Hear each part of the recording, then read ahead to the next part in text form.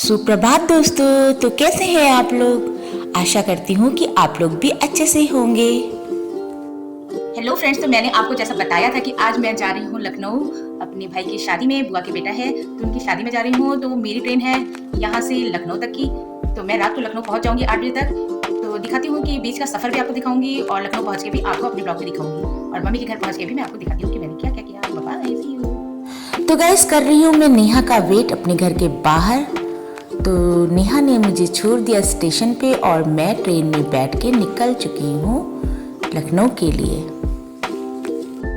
तो guys, train में घुसते ही सबसे पहले तो मैंने बिस्तर अपना लगा लिया, क्योंकि मैं सुबह की उठी थी तो मुझे नींद भी बहुत तेज आ रही थी। तो मैं फटाफट बिस्तर लगा के और आराम से लेट गई, क्योंकि मुझे बहुत तेज वाली नींद आ रही थी और उस टाइम बज रहे थे लगभग 1:45।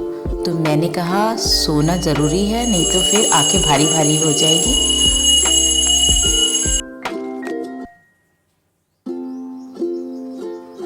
तो गैस, नींद आना इतनी आसान बात नहीं है, फिर भी मैं पूरी कोशिश कर रही थी और थोड़ी देर बाद ही मुझे नींद आ गई और मैं आधा ही पौन घंटा सोई थी, तभी टीसी आ गए थे तो मेरी नींद फिर से खुल गई। लेकिन मैं लगभग 2-3 घंटा लेट ही रही थी, क्योंकि फिर उठने से कोई फ़ायदा ही नहीं था, थकान होती। तो मैं लेट के अपना मोबाइल में वीडियोज़ वगैरह देख रही थी।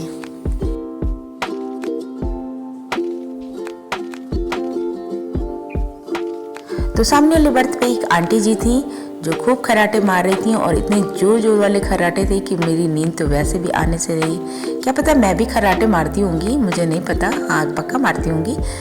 लेकिन अब जब मैं जग रही हूँ तो दूसरों के खर्राटे बहुत तेज सुनाई देते हैं। तो दोस्तों, अब ये टाइम भी आ चुका है कि सब लोग अपने अपने मोबाइल में ही लगे रहते हैं। तो आप देख ही रहे होंगे कि हर जनरेशन के लोग यहाँ बैठे हुए हैं और सब मोबाइल में लगे हुए हैं।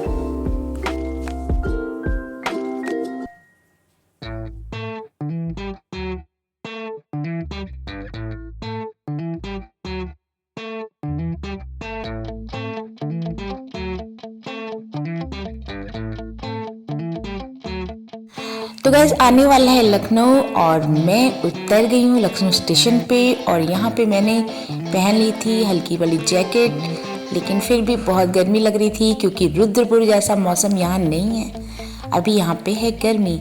तो मैं निकल पड़ी हूँ मेट्रो की तरफ, क्योंकि मैं मेट्रो से ही जाऊँगी मुंशी पुलिया। फिर मुंशी पुलिया से मैं ऑटो करूँगी मम्मी के घर के लिए।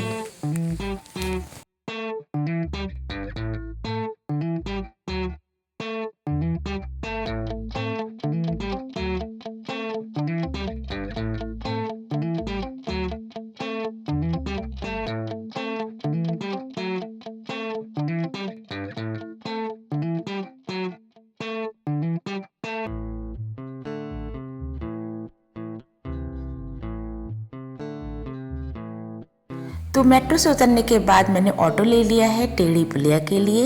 और टेढ़ी पुलिया पहुंच के दोस्तों मैं लूँगी ऑटो स्कॉर्पियो क्लब के लिए। तो दोस्तों, मैं पहुंच चुकी सोसाइटी और भाई लेने आ गया सोसाइटी के बाहर। और ये रही सोसाइटी स्कॉर्पियो क्लब और मैं पहुंच चुकी हूँ मम्मी के घर। तो गाइस, हम लोग पहुँच चुके हैं स्कॉर्पियो क्लब सोसाइटी में। ये को देखा कि भैया इधर गए और ये पीछे एंगल वाला क्या होता है 30 से ऊपर है। आज हम आपको ज्यादा लंबा नहीं, सुबह से निकले बस, दिखाई दिमाग खराब हो जाएगा देख के सब तक। कभी गाड़ी लिखा देख लेना। ट्रेन वाला आज ही के शक्ल डालेंगे ना, अभी एक्टिंग करके रात में रख लेंगे। तो दोस्तों, सोसाइटी के रिजॉर्ट में किसी की शादी होगी तो काफ़ी डेकोरेशन हुआ था, लोग तैयार खड़े थे और मैं पहुंच गई हूँ घर। और आ गया तने मेरा सूटकेस लेने, बुआ से मिलने। और ये रही मेरी भाभी जो कि मेरे लिए बना रही भगुसुआ। नाम बड़ा अजीब है पर है काफ़ी टेस्टी।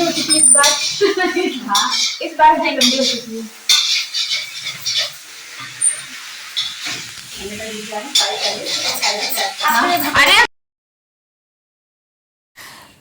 तो गैस, मम्मी मिली मुझे अपने पैर की मालिश करते हुए, क्योंकि उनके घुटने में दर्द रहते हैं। तो मैं मम्मी के रूम में गई।